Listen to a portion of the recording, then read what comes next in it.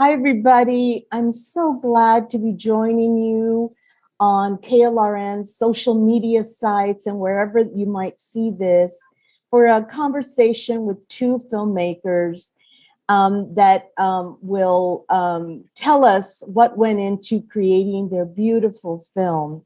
We have with us Adán Medrano, author, cookbook author, filmmaker, producer, philanthropist, and the producer of the film is Virginia Diaz-Laughlin, who is a San Antonio girl, and we'll learn more about her later.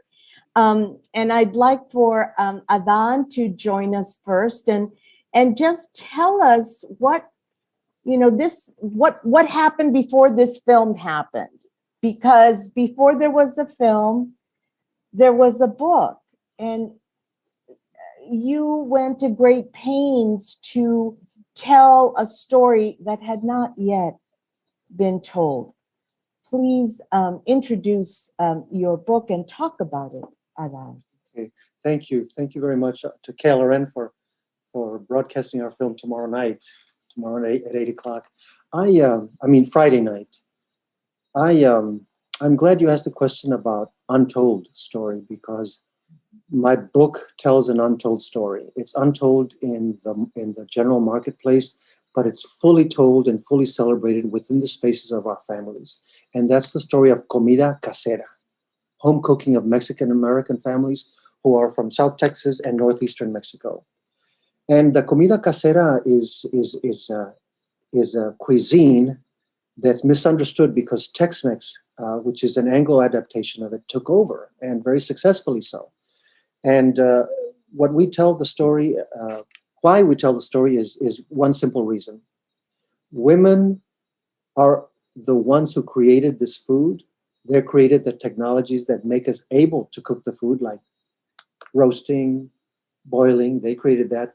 And since they created this delicious cuisine, it should be shared widely. That's the main reason, my motivation. It's so delicious that we thought it should be shared more widely beyond our family. And that's why I wrote the book. The reason that I wrote it is because deliciousness is wonderful. It is. And I, before we went on today, I told you that one of the things I like about the film is it's delicious too. and there's a pacing that all of you created by the stories, by the images, with the incredibly successful sound that you let us hear as things were cooking, and the music that accompanied them. There was a pacing that helped relax me and tell me I was about to listen and look at an amazing story.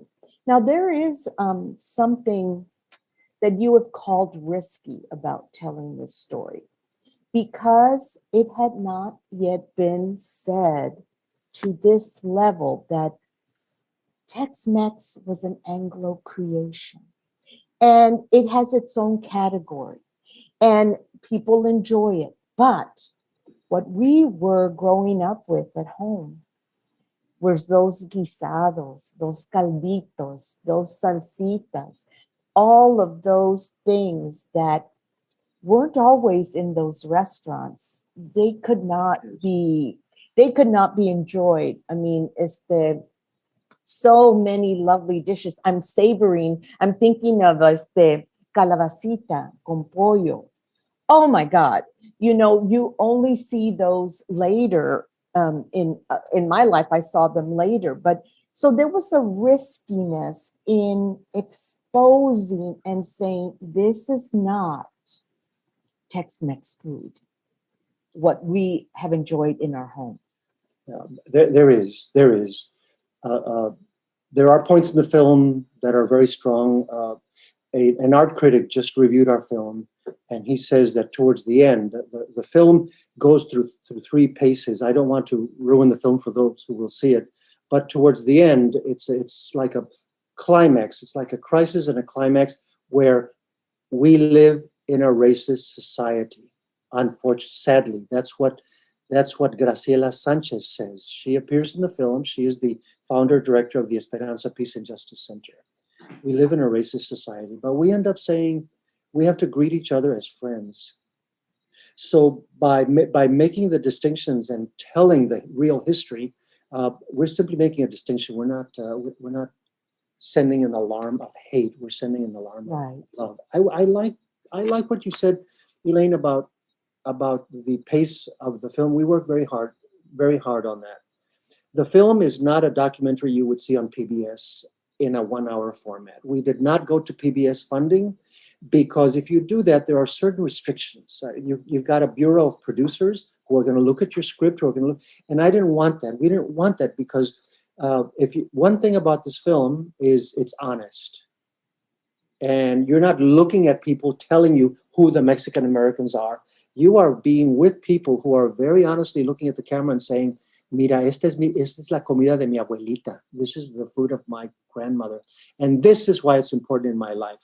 It helped maintain my identity over time because it helped me over time know who I was. I know that my mother fed me tamales, enchiladas. And when she made the carne guisada, she didn't scatter melted Velveeta all over the top of it. No. That's not ours. Although Velveeta has its place, there's sometimes when Velveeta and chips does the trick, but that's not what honors our heritage and our caseras, our home cooks. Isn't that right?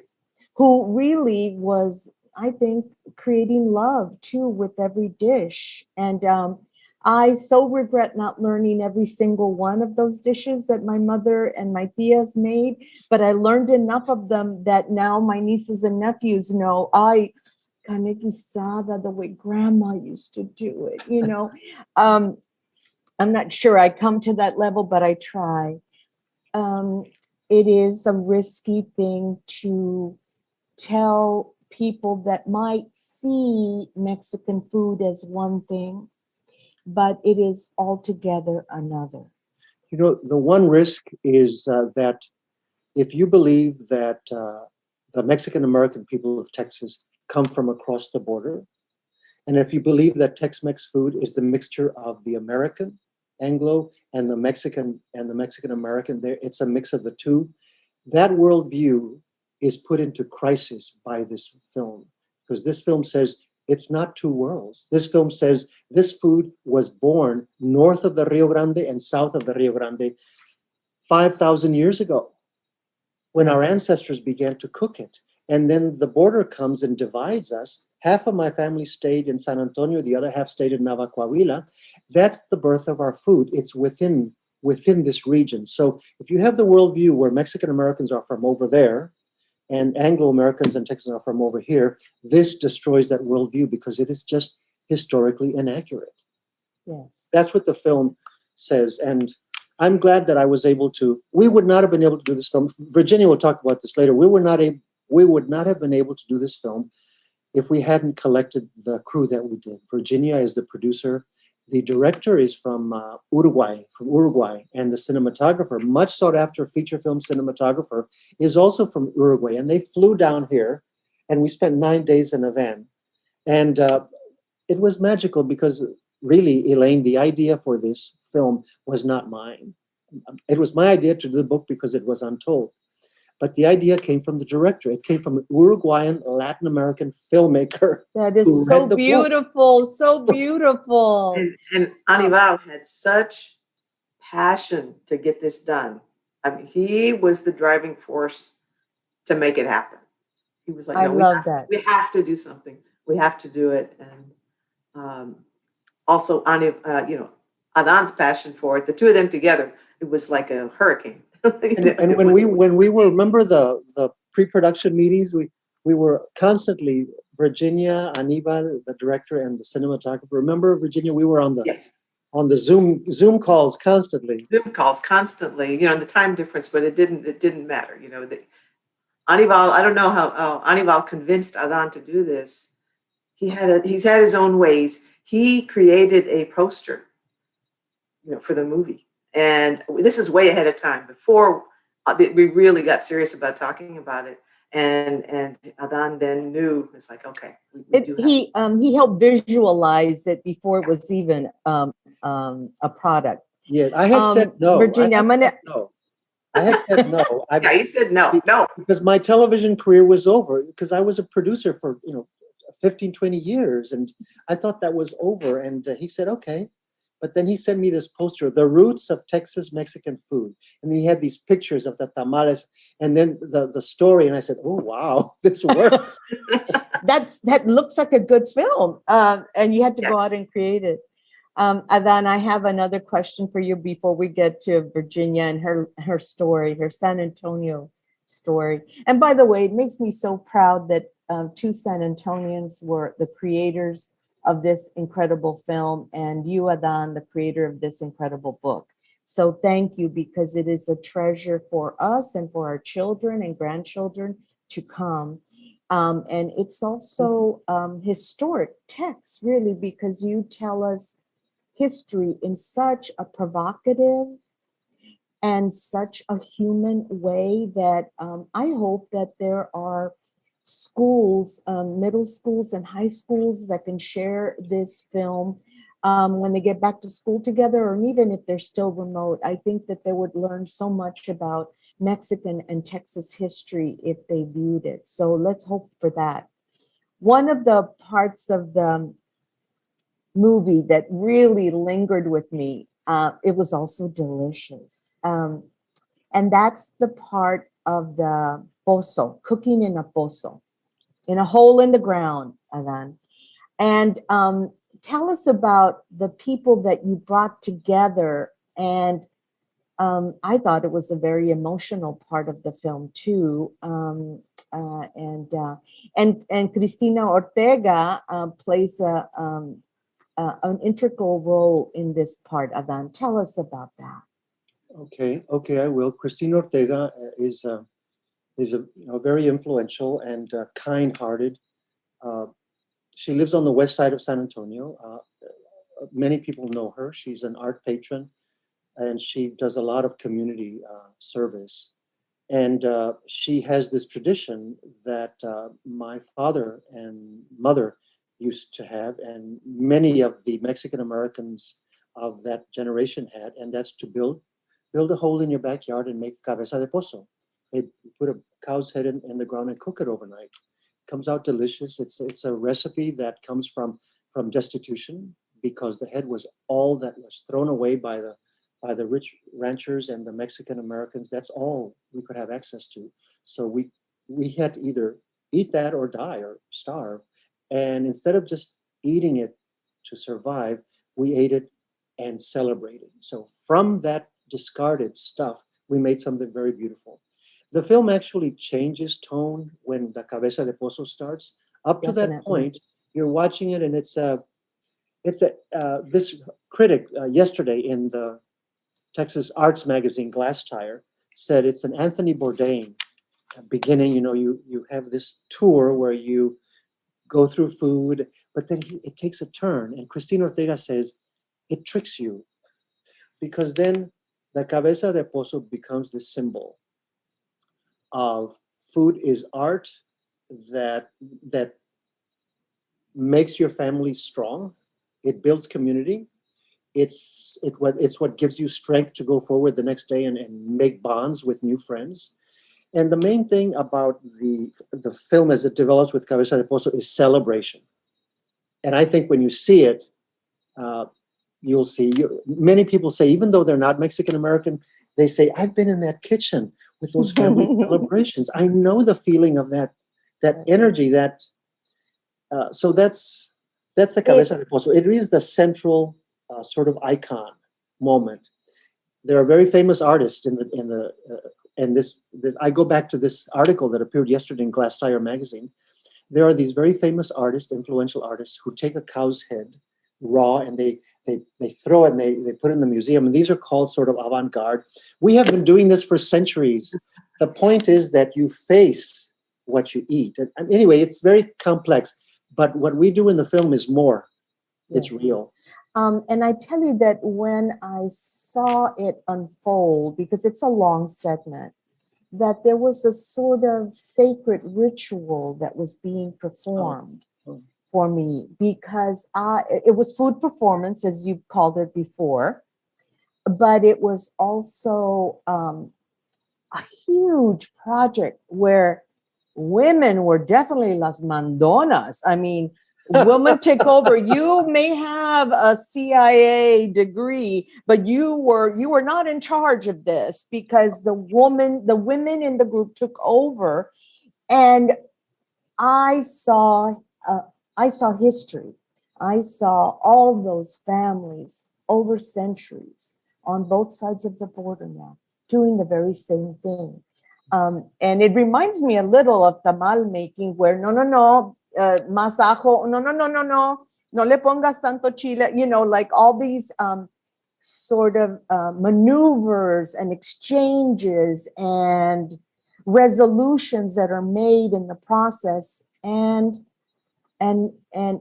also, Christina's role in this is so key.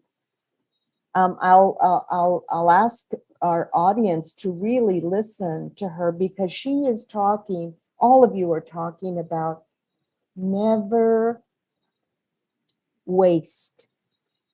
Make a treasure out of what others might throw away, which is what you said about the cabeza, that this was not a part of the animal that richer people would have made anything with.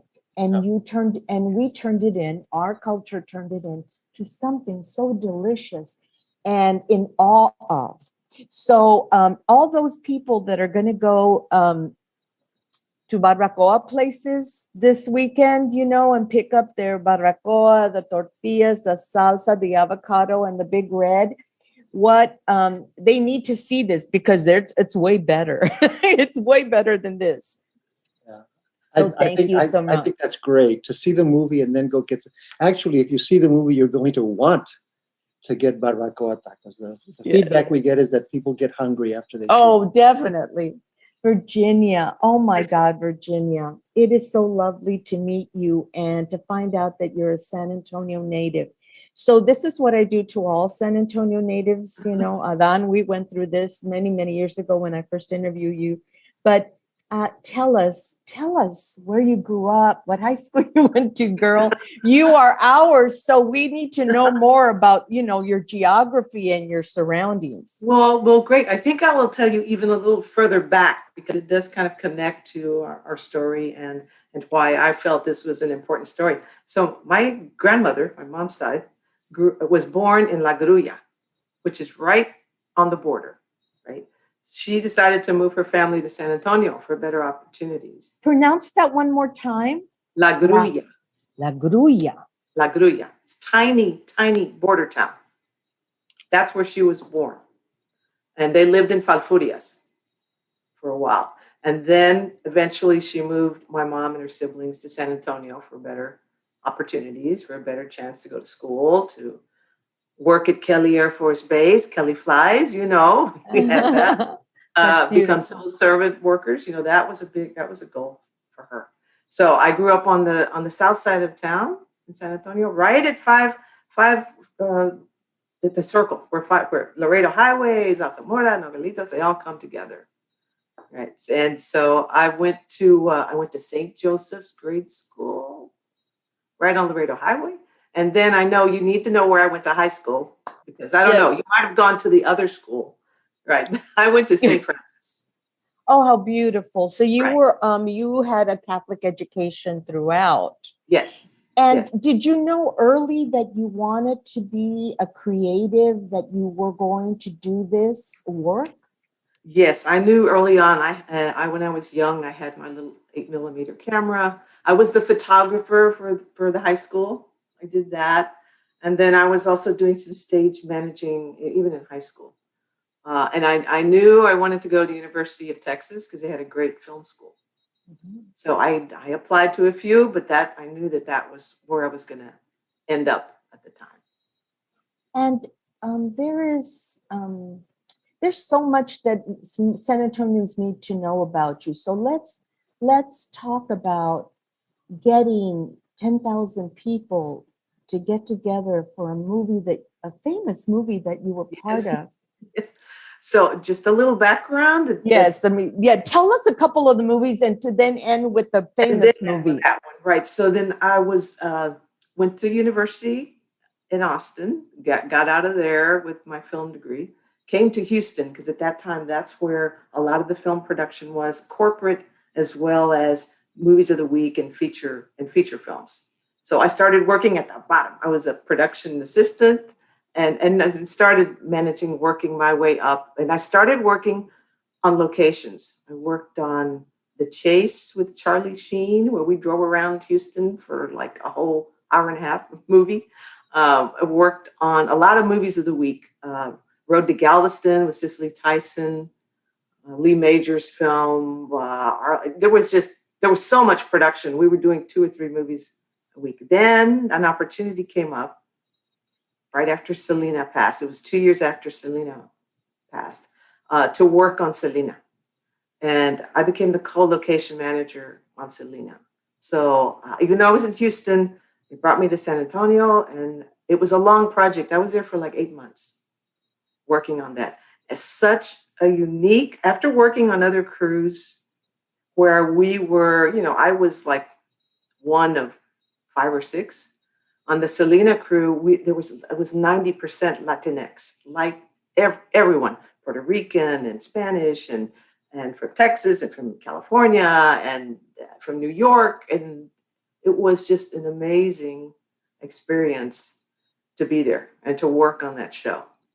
And to see, it was so soon after Selena died that so many people still were hurting from that. She was such an icon. It was so tragic that we did, everywhere we went, we had to have crowd control. There was just people everywhere. We filmed in the south side of town in San Antonio, all over the city and in Corpus. When we were getting ready to do the first scene that Jennifer actually appears as Selena, it was in the Alamo Dome. The week before, we'd filmed with the little Selena, right? So Jennifer was getting ready. So the first time she walks out as Selena is when she walks onto that stage to do that performance, the opening performance of her riding out in the white carriage and getting up on the stage. Gives me goosebumps. It just gives me goosebumps, really. Can you imagine, though, being Jennifer, and this is the first time she is going to present herself as Selena in a crowd where there's 10,000 people that have come to see essentially Selena one more time. And we just put an open call. It was like, come on down, come to the Alamo Dome. Yes. And these people kept coming and coming and coming and we're there all day long. Adán, I want to give you a chance to, even though we've learned so much about Virginia, I want to give you a chance to talk about Virginia's work and her contributions to film, especially in these kinds of films that have a Latino theme. Yes, Virginia is a force to reckon with, and she has been making these movies for many years and has been unsung. Not very in Houston. She's known, of course. The film industry knows her very well. She's very well connected, but beyond that, other people have gotten She has been the production manager for at least 3 20th century shows that have won Emmys. She's done many things, and when she became interested in the film, we talked about her being the producer. And initially, she wanted to be the location manager. And I thought, because she had never produced before, this would be the first time she would be the producer. And I thought, I remember it was in your office, in Virginia's office, and I said, you should be the producer. And she agreed. And what the producer does is infuses the film with what the film needs so that the creative people can do their thing, the director can direct, etc. And at every chance I get when I'm invited to speak about the film, because people say it's my film, it's not really my film, it's our film, but they say it's my film. I always invite. I actually propose Virginia and then later ask her for permission. Yeah, I know. And- This is and okay, thankfully- right? I'm like, thankfully okay, sure. Thankfully, Virginia, you said yes to this. I know, After I had already nominated, promoted you. we always So, say yes. Because she brings that vision, and I think having a Latina voice in the film was absolutely necessary. Two things: we interview, I think it's 5 chefs, 6 chefs. Every single chef is a woman. Caterers, street vendors, voices that you've not heard before, because you usually have male celebrity chefs who are doing their thing. And we decided from the beginning, we don't want a celebrity chef who's going to tell us. We want people who know. Secondly, we're not going out to get women's voices. We're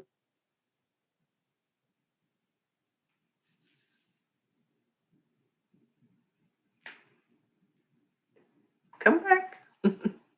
What's going on? He must be having a little He problem must have with a little his problem. Internet. but Occasionally. but that's okay. He said enough about you.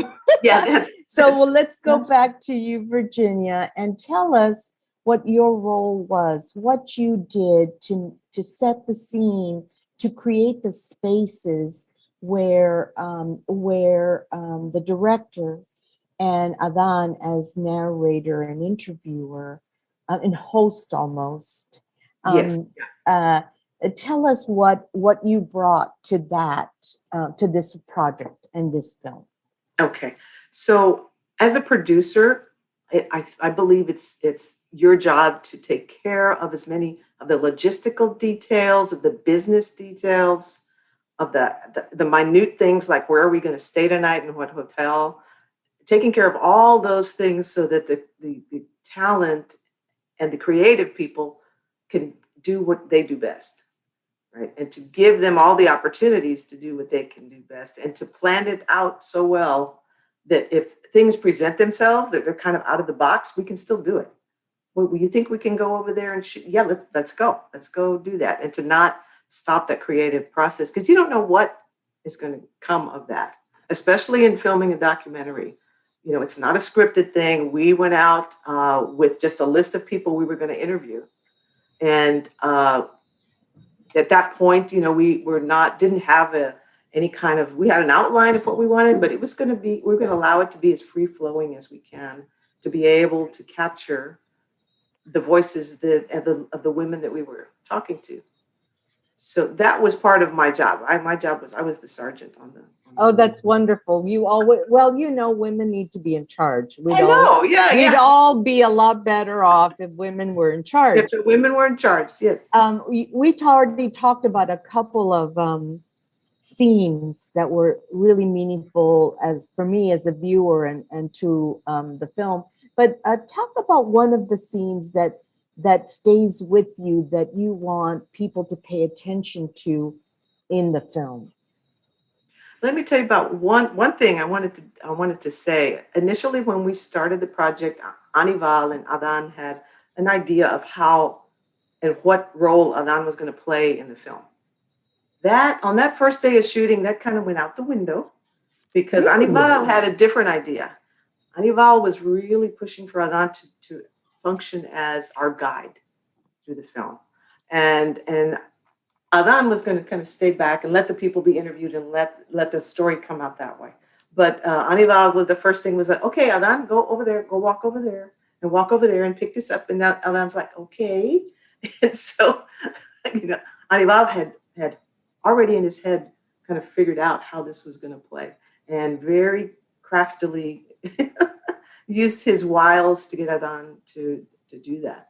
And I think it was very, very important. It was a good call because there is, and I'll go back to you, Adán, that there is a journey here. You're taking us on a journey geographically and then through history. And so we needed a guide to tell all these stories, to kind of to draw people's stories out. Did you feel comfortable in this role? You'd done television before, I guess, but tell us about that role for you. Okay. I began this is my third career cooking. It's my third career. my first career was as a filmmaker, and I did that for about 15, 20 years. So I was in front of the camera a lot, so I'm used to it. But I did not want to do that role because people have been speaking for us for too long. And I felt that to have an authority figure going through would take away from the voices of poor people who know how to cook, who have been holding together the family. I mean, we've survived with celebration with very few resources, and the women have been able to cook with very few resources. They don't have a lot of money to buy all kinds of fancy things. So I really wanted for the film to have those voices, come out. And I thought that even Bourdain, as good as he is, and I love his shows, Yes. Even then he's the star, and I didn't want that. I wanted them to, the people need. So I thought that's a very hard thing to do. And Aníbal, I think, achieved it. He told me, you'll be in it, but you'll be in the background. They're going to be the stars. I said, well, I just didn't. So he agreed that I would not be in it. And as Virginia said, I was with the crew back here. The camera was pointing over there, and I was just, they're great. And then that's when Aníbal says, Adán, walk over to the what? So I walk. I mean, you will never. I was surprised when you see me. The first shot you see is I'm walking in. All I'm thinking is, what the heck am I doing here? Well, you cut an elegant figure, and you are our guide. And I just want to congratulate the both of you on a fabulous project. And why don't you, Adán, tell us about all the ways, not only can you see this film on KLRN, but also on KLRN video player, but there's lots of other ways to see the film as well. Yes, we were lucky to all be very well organized. So from the time that we were editing the show, we started working on the distribution and promotion plan. And we are on PBS stations throughout the country. We were told by Denver that when we aired this movie, it won the ratings over Ken Burns' baseball show. So it was pulling very strong. It is pulling very strong audiences. We're very happy about that. You can see it. It's an Amazon Prime movie. So if you're at Amazon Prime, it's part of your deal. You can watch it for free. It's on Apple TV, Google Play, YouTube. You rent or buy it, and it's meant to be a theatrical release. So the visual photography that you will see in all these platforms is very, very high. It's 121 gigabytes of information that we had to upload in a huge file. And we hope you do see it. It's a story about you, I think. First of all, it's a story about the Mexican-American women, Mexican-American families, but it's a story about all Texans. And when you really look at it, at the food, it's a story about all people. I think that's what we get to, the intimacy of food with all people. This is how food works with all people. Yes. Well, and I think one of the things Virginia, that I'd like for people to take away from the movie is a new sense of identity, a new sense of connection back, and that is something that they now will think about a little more. Yes, I think your film gives great agency and voice to Tejanos, Mexican Americans, Latinx, however they want to identify. But definitely the agency and the voice is there. And thank you so much for sharing it with us. This was lots of fun. It was great to meet you, Virginia. And Adán, always such, hey, the other thing I wanted to say about this film, wait a minute, is that it's such a Native American film, too. We haven't talked about that, right? Because, I read a story ages ago in one of the Indian Native American papers in South Dakota, and it had a graphic on it listing how many Native Americans there are in the United States. And the story said the largest Native American group in the United States are Mexican Americans.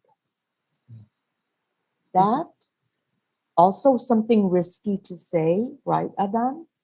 That we are part of this greater story in the Americas. And your film brings it to us as well. I'm glad, yes. The Native American roots of our food. Our food began on this Texas soil. Our cuisine began when the first people stepped on Texas soil, and those are our ancestors. There are many people who have ranches. They're cowboys or ranchers, and they're very proud to be. I'm seventh generation Texan, seventh generation, and I say, well, think about 400 generations. 400 generations of Tejanos. That's how long ago our ancestors were here. And we're very proud of that. Yes, more and more of us are beginning to realize that we did not come from across the river. The river crossed us Yes, because we're native to this land. that's right. And that's what your stories, your food, and your books, and now this film. And so we're waiting now for the next film. Let us know. Let us know, Virginia. We're waiting. Okay. We're working on it. We're working on it. Okay. Yes, we are. You. Yes, we are. Thank you so much. We'll follow up on that one because I'm curious. But thank you so much. This has been such a wonderful time to share with you and to learn more about both of you and your work. Thank you. Thank you. Thank you, KLRN, for having us.